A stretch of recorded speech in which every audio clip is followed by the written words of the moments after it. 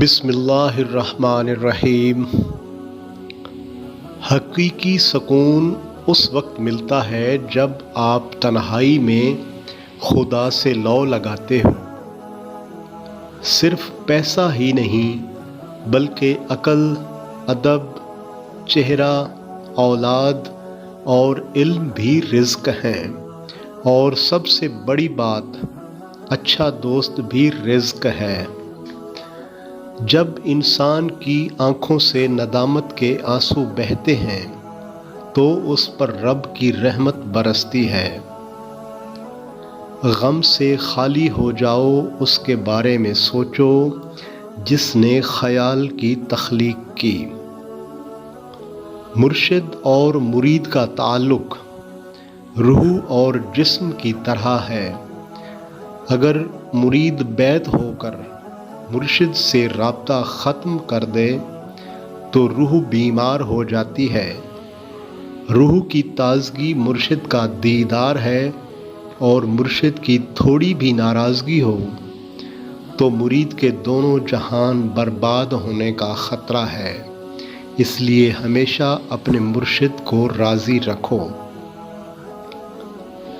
اگر تیرے پاس یار نہیں ہے تو طلب کیوں نہیں کرتا، اور اگر یار تک پہنچ گئے ہو تو خوشی و شادمانی کیوں نہیں کرتے؟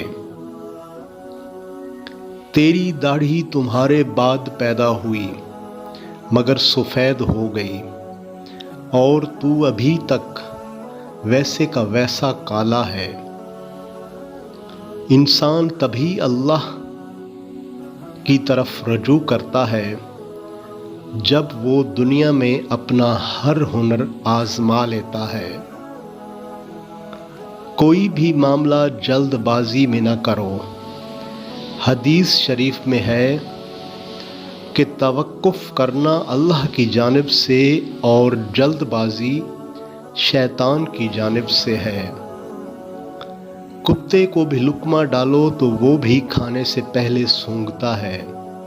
اسی طرح ہمیں عقل کے ذریعے ہر بات کو پرکھ لینا چاہیے۔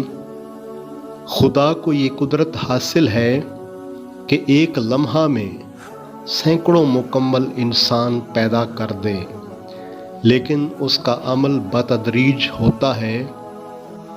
اللہ کے عمل میں آہستگی انسانوں کی تعلیم کے لیے ہے کہ وہ بھی اپنے کاموں میں یہی طریقہ استعمال کریں۔ غمگین نہ ہو، جو بھی تو کھو دیتا ہے اسے کسی نہ کسی اور نعمت کی صورت واپس پا لیتا ہے۔ اے انسان، ہر راز کسی نہ کسی وقت ظاہر ہو کر رہتا ہے، اس لیے بدی کا بیج نہ بو، کیونکہ وہ ضرور اگے گا۔ انسان کو بلندی پر لے جانا بہت مشکل ہے، لیکن اس کو گرا دینا ذرا بھی دشوار نہیں۔